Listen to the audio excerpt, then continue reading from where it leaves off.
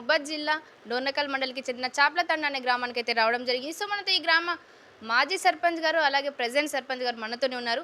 వారి పేరు వచ్చేసి అయితే బానోత్ రంగమ్మ పండు నాయక్ గారు. యాజ్ సర్పంచ్ గారు గ్రామానికి ఎలాంటి డెవలప్మెంట్స్ చేయబోతున్నారు, ఇంతకుముందు ఎలాంటి డెవలప్మెంట్స్ చేశారో వారి మాట్లాడి తెలుసుకునే ప్రయత్నం చేద్దాం. నమస్తే మేడం, బాగున్నారా? బాగానండి. మీరు ఆర్టీవీ నుండి వచ్చారు కదా, వచ్చినందుకు థ్యాంక్స్. నేను చాపలతండ గ్రామ సర్పంచ్ బాణోతు రంగమ్మను. Okay ma'am. ఓకే సార్, మీరు చెప్పండి. గతంలో గత 5 సంవత్సరాలుగా మీరు మీ గ్రామానికి ఎలాంటి డెవలప్మెంట్ చేశారు? మీరు చేసిన డెవలప్మెంట్స్లో భాగంగా మీకు మీ గ్రామానికి అవార్డ్స్ వచ్చాయంట, అది నిజమేనా? మేము పట్టుకోవాలా అవసరం లేదా? బాణోత్ పాండు నాయక్, కొంచెం దూరం పెట్టండి. బాణోత్ పాండు నాయక్ 2018లో తెలంగాణ గవర్నమెంట్ తండలకు గ్రామ పంచాయతీ ఏర్పాటు చేయడం జరిగింది. అదే సంవత్సరం నేను సర్పంచ్గా పోటీ చేశాను. చాప్లతండ గ్రామ పంచాయతీ డోర్నకల్ మండలం మహబూబాద్ జిల్లా. అదేవిధంగా నేను సర్పంచ్గా గెలవటంతో పాటు గ్రామం ఒక అభివృద్ధి వెనుకబడి ఉంది. గతంలో చాలా వెనుకబడి ఉన్నప్పుడు ప్రజలకు నేను ఒకటే హామీ ఇచ్చాను, ఈ చాప్లతండ గ్రామ పంచాయతీలో నన్ను గెలిపిస్తే ఈ గ్రామ పంచాయతీని ఒక ఆదర్శ గ్రామ పంచాయతీగా నేను ఏర్పాటు చేస్తానని మాట ఇచ్చాను. అదేవిధంగా గ్రామ పంచాయతీని ఏ రకంగా డెవలప్ చేయాలి, ఏ రకంగా సైడ్ కాలువలు కానీ, సీసీ రోడ్లు కానీ, మంచినీళ్ళ కోసం పైప్ లైన్స్ కానీ, ఎలాంటి ప్రజలను ఆకట్టుకోవాలనే ఆలోచనతో నేను ప్రతిరోజు, ఎందుకంటే నాతో పాటు మా సెక్రటరీ గారిని కోఆర్డినేట్ చేసుకుంటూ గ్రామంలో ఏ సైడ్ రోడ్లు కానీ ఏ రకంగా డెవలప్ చేయాలనే ఆలోచనతో నేను ప్రతిరోజు కనీసంగా ఆ టైంలో కూడా ఇది కూడా కరోనా కూడా వచ్చింది.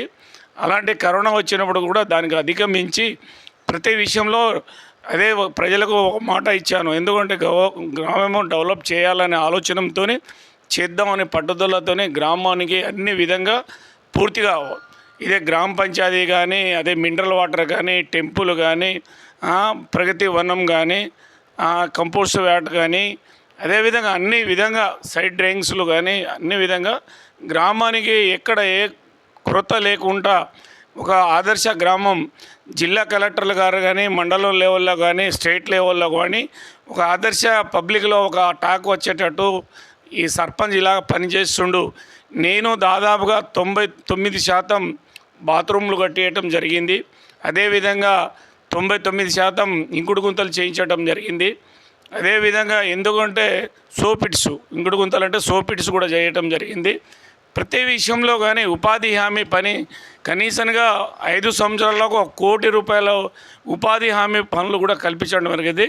అదేవిధంగా ఈ పబ్లిక్ కొట్టాలు కానీ, అదేవిధంగా పశువులకు తొట్టిలు కట్టేయటం కానీ, నీళ్ళ తోటిలు కట్టేయటం కానీ, ఏ విషయంలో గవర్నమెంట్ చెప్పకముందే ఒక్కొక్క పథకాలను ఒక్కొక్క రకంగా దాన్ని ఉపయోగించి గ్రామంలో కరెంటు ఏ మూలకు కూడా ఏ ఏరియా కూడా అన్ని తమ్మాలు వేసి వైర్లు ఉంచడం కానీ, 3 ఫేస్ వైర్లు ఉంచడం కానీ, బుగ్గలు అప్పట్లో గతంలో మా గ్రామంలో చీకటిగా ఉండేది. మా గ్రామంలో అన్ని పెంట కుప్పలు ఉండేది. అదేవిధంగా మా గ్రామంలో ప్రతి తండాలో ఎక్కడ చూసినా కానీ కట్టెలు ఒక కుప్పలు పెట్టుకునేవాళ్ళు రోడ్డు పక్కలో. ఆ సైడ్ కాళ్ళలో దాంట్లో చెత్తలు పారుకొని అది చేసుకొని డెంగ్యూ వ్యాధులు ఇలాగా కొన్ని కార్యక్రమం ఉండేది. ఇలాంటి నేను గ్రామంలో అందరినీ కోఆర్డినేట్ చేసి గ్రామంలో ఈ కట్టెలు తీయటం కానీ, పెంట కుప్పలు కానీ, ఈ చెత్త చెదారం కూడా తీపియటం కానీ, సైడ్ కాలువ నీట్నెస్ అని కానీ, ఎక్కడ లీకేజీ ఉన్నా కానీ ఏది ఉన్నా కానీ ప్రతిరోజు గ్రామానికి, ఎందుకంటే సర్పంచ్ నిలబడటమే ముఖ్యం కాదు, గ్రామానికి మనం నిలబెట్టి మనకు గెలిపించినప్పుడు దానికి ఎలా చేయాలి, ఎట్లా చేస్తే గ్రామం డెవలప్ అవుతుంది, ఆ గ్రామానికి మన ప్రజల్లో కానీ మన అధికారుల దృష్టిలో ఎట్లా పడాలి అనే విధంగా గోబర్ గ్యాస్ కానీ, అంగన్వాడీ బిల్డింగ్ కానీ, అదేవిధంగా మనకు కనబడ్డది అన్ని విధంగా ఏది గ్రామంలో కావాలి. ఇంకా కొన్ని మిస్ అయినాయి మేడం. ఎందుకంటే కలెక్టర్ గారు కూడా మాకు ఎందుకంటే కూరగాయల మార్కెట్ ఇస్తున్నారు. ఆ మార్కెట్ ఎందుకంటే అప్పటికే 10 దగ్గర పడ్డది. ఇంకా నేను మంత్రి గారి దగ్గర నుంచి కొంతమంది రైతులు మందు కట్టలు ఎత్తుకొని చేనులో పోతే వాళ్ళ ఇబ్బందులు చూసి ఆ రోడ్లో డొంకలాగా ఉండేది, మంత్రి గారి దగ్గర నుంచి నేను ఒక 9 కోట్ల వర్క్ తీసుకొచ్చి రైతులకు అన్ని రోడ్లు నేను డెవలప్ చేయడం జరిగింది. ఇవాళ రైతులు అసలు కాళ్ళనడక నడవని ఏరియాలో కార్లు వేసుకొని తిరుగుతున్నారు. అదేవిధంగా అన్ని విధంగా ఎందుకో ఈ డెవలప్ చేశారు. కానీ నాకు అధికారులు జిల్లా కలెక్టర్ గారు కానీ, మండల అధికారులు కానీ, ఎమ్మెల్యే గారు కానీ, మంత్రి గారు కానీ అప్పుడు గవర్నమెంట్ టీఆర్ఎస్ గవర్నమెంట్ ఖచ్చితంగా గుర్తించి నాకు అన్ని విధంగా ప్రోత్సహించి నేను అసలు స్టేట్ అవార్డే కాదు నేషనల్ అవార్డు పోవాలనే కోరికతోని ఆ రకంగా నేను పని చేసుకుంటూ పోయి, ఎందుకంటే ఏ వ్యక్తికి ఏ గుడంబ కూడా బంద్ చేయించడం జరిగింది. నేను 5 సంవత్సరాల సర్పంచ్ ఉన్నప్పుడు ఒక్కరోజు కూడా పోలీస్ స్టేషన్ కూడా కేసు పోకుండా ఆగట్టుకున్నాను. గుడంబ పెట్టకుండా గుడంబ ఎక్కడ నిషేధించాను. అన్ని రకంగా ఎవరైనా తాగేటోళ్ళు ఉంటే వాళ్ళని కూడా నేను డబ్బులు ఇచ్చి బంద్ చేయించడం జరిగింది. వాళ్ళ కుటుంబాలను కూడా ఎన్నో కుటుంబాలను కూడా నేను డెవలప్ చేయటం జరిగింది. అదేవిధంగా ఏది నన్ను తోచినంత వరకు మనకు సర్పంచ్గా గెలిపించారు కదా, మనం ఏం చేయాలి, ఎట్లా చేయాలి, ఏ రకంగా చేయాలి, పబ్లిక్ని ఏ న్యాయం చేయాలి, ఒక పేదవాళ్ళకు ఏమైనా సడన్గా హాస్పిటల్లో ఉంటే వాళ్ళని తీసుకొని హాస్పిటల్ పోయి వాళ్ళ ఆర్థిక పరిస్థితి లేకుండా మనం ముందు డబ్బులు పెట్టి అన్ని విధంగా చాప్లతండను ఒక ఆదర్శ గ్రామ పంచాయతీగా తీసుకొచ్చి మనకు స్టేట్ అవార్డు కూడా నేను తీసుకోవటం జరిగింది. 3-4 సార్లు జిల్లా అవార్డు కూడా తీసుకున్నాను.